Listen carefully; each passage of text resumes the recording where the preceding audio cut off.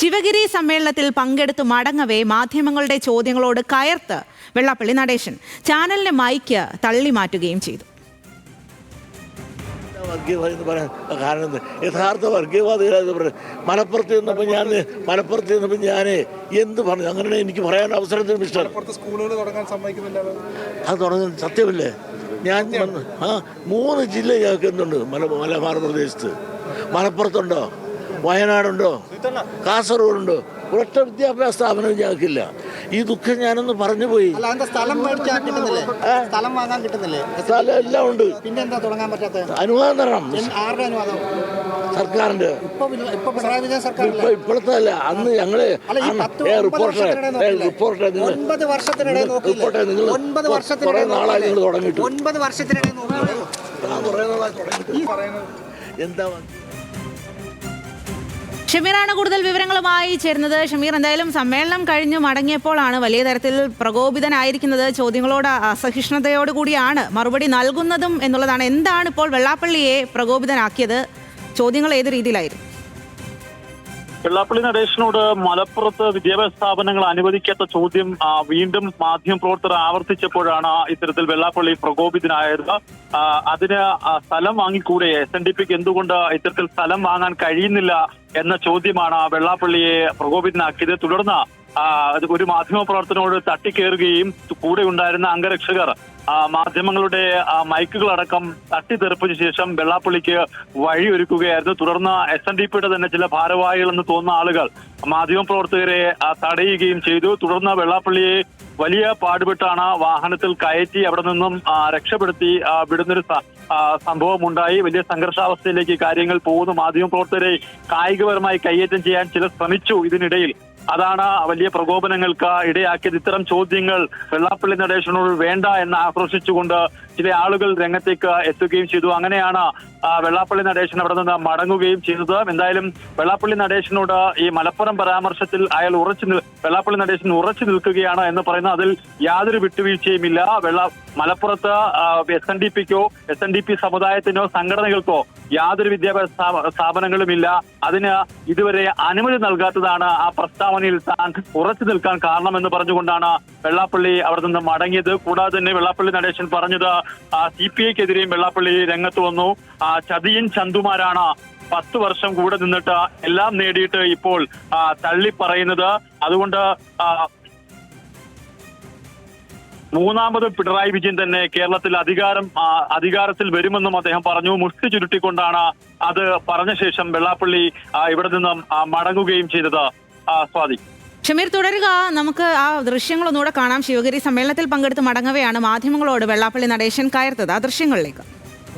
കാരണം യഥാർത്ഥ വർഗീയവാദികളെ മലപ്പുറത്ത് നിന്നപ്പോൾ ഞാൻ എന്ത് പറഞ്ഞു അങ്ങനെ എനിക്ക് പറയാൻ അവസരത്തിന് മിസ്റ്റർ സ്കൂളുകൾ തുടങ്ങാൻ സമ്മതിക്കുന്നില്ല. അത് തുടങ്ങുന്ന സത്യമല്ലേ? ഞാൻ 3 ജില്ല ഞങ്ങൾക്ക് എന്തുണ്ട് മലബാർ പ്രദേശത്ത്. മലപ്പുറത്തുണ്ടോ, വയനാടുണ്ടോ, കാസർഗോഡുണ്ടോ, ഒരൊറ്റ വിദ്യാഭ്യാസ സ്ഥാപനവും ഞങ്ങൾക്കില്ല. ഈ ദുഃഖം ഞാനൊന്ന് പറഞ്ഞു പോയി. സ്ഥലം വാങ്ങാൻ കിട്ടുന്നില്ലേ? സ്ഥലം എല്ലാം ഉണ്ട്. പിന്നെന്താ തുടങ്ങാൻ പറ്റാത്ത? അനുവാദം തരണം. ആരുടെ അനുവാദം? സർക്കാരിന്റെ. ഇപ്പോഴത്തെ അല്ല, അന്ന് ഞങ്ങള് റിപ്പോർട്ടറെ 9 വർഷത്തിനിടെ കുറെ നാളായി നിങ്ങൾ തുടങ്ങിയിട്ട്. 9 വർഷത്തിനിടെ എന്താ വർഗീയമായി പറയാൻ? ഷമീറാണ് വിവരങ്ങളുമായി ചേരുന്നത്. ഷമീർ, ഈ ഒരു മലപ്പുറം നിലപാടിൽ ഉറച്ചു നിൽക്കുന്നു എന്ന് മാത്രമല്ല, പിന്നീട് CPIക്കെതിരെ അതിരൂക്ഷ വിമർശനം കൂടി വെള്ളാപ്പള്ളിയുടെ ഭാഗത്തു നിന്നും ഉണ്ടാകുന്നുണ്ട് എന്നുള്ളതാണ്. എന്നാൽ CPIഎമ്മിനെ പിന്തുണയ്ക്കുകയും ചെയ്യുന്നുണ്ട്. മൂന്നാമതും പിണറായി സർക്കാർ തന്നെ വരും എന്ന് പറയുകയും ചെയ്യുകയാണ്. പ്രത്യേകിച്ചും ഈ തദ്ദേശ തെരഞ്ഞെടുപ്പൊക്കെ കഴിഞ്ഞ സാഹചര്യത്തിൽ CPIഎമ്മിനെതിരെ അതിരൂക്ഷ വിമർശനം ഉണ്ടായിരുന്നു. വെള്ളാപ്പള്ളിയെ പിന്തുണയ്ക്കുന്നത് കൊണ്ടാണ് ഈ ഒരു തിരിച്ചടി ഉണ്ടായത് എന്നതടക്കമുള്ള വിമർശനങ്ങൾ ഉയർന്നിരുന്നു. ഈ ഒരു സാഹചര്യത്തിലാണോ വെള്ളാപ്പള്ളി കുറച്ചുകൂടി ഇത്തരത്തിൽ പ്രകോപനപരമായി മറുപടി നൽകുന്നത്? സംഗമത്തിന് ശേഷം വെള്ളാപ്പള്ളി നടേശനും പിണറായി വിജയനും ആദ്യമായിട്ടാണ് ഇവിടെ വേദി പങ്കിടുകയും ചെയ്തത്.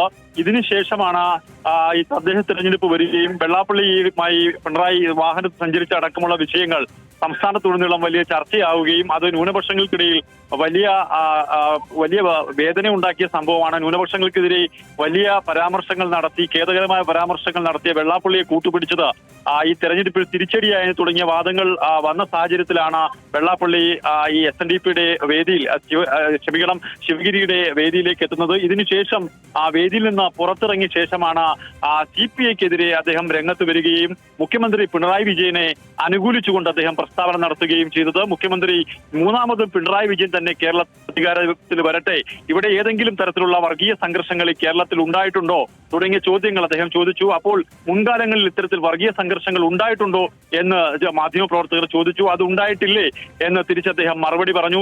ഇനിയൊരു മറ്റൊരു സർക്കാർ വന്നാൽ ഏതെങ്കിലും തരത്തിൽ വർഗീയ സംഘർഷങ്ങൾ കേരളത്തിൽ ഉണ്ടാകുമോ എന്ന് ചോദിച്ചപ്പോൾ അതുണ്ടാകുമല്ലോ, അതുകൊണ്ട് തന്നെ പിണറായി വിജയൻ മൂന്നാമതും കേരളത്തിൽ അധികാരത്തിൽ വരട്ടെ എന്ന് പറഞ്ഞു. വീണ്ടും പിണറായി അധികാരത്തിൽ വരുമെന്ന് അദ്ദേഹം മുഷ്ടി ചുരുട്ടിക്കൊണ്ടാണ് പിണറായി വിജയന്റെ പേര് പറയുകയും ചെയ്തത്. ഇതിനുശേഷമാണ് ഈ മലപ്പുറം പ്രസ്താവനയിൽ അടക്കമുള്ള ചോദ്യങ്ങൾ